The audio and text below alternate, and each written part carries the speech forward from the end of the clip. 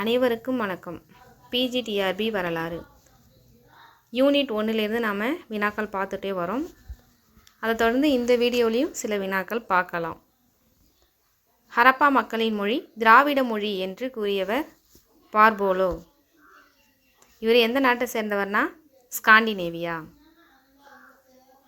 ஹரப்பா மக்களின் முக்கிய ஆண் கடவுள் பசுபதி, அதாவது சிவனை சொல்கிறாங்க.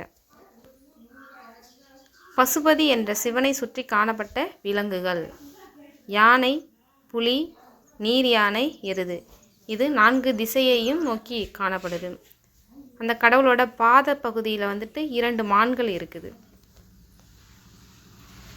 சிந்துவெளி நாகரிகத்தில் இறந்தோரை புதைக்கும் வழக்கமும் எரித்த பின் எலும்புகளை புதைக்கும் வழக்கமும் இருந்ததற்கான சான்று எந்த நகரில் கிடைத்துள்ளது? மொஹஞ்சதரோ. புதைக்குழியை சுற்றி செங்கற்கள் அடுக்கப்பட்டதற்கான சான்று எங்கே கிடைச்சிருக்குன்னா லோத்தல். மரத்தாலான சவப்பெட்டிகள் எந்த நகரில் கண்டெடுக்கப்பட்டுள்ளன? எங்கே? ஹரப்பா. சிந்துவெளி மக்கள் கண், காது, தொண்டை, தோல் தொடர்பான நோய்களுக்கு பயன்படுத்தும் மருந்துகளை செய்வதற்கு ஒரு வகையான மீனோட எலும்பை பயன்படுத்தியிருக்காங்க. அது எந்த மீனோட எலும்புனா கட்டில் அப்படிங்கிற மீனோட எலும்பை பயன்படுத்தியிருக்காங்க.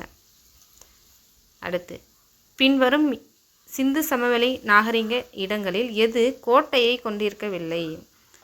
கோட்டை இல்லாத நகரம் எதுன்னு கேட்டிருக்காங்க. சான்குதாரோ. நன்றி.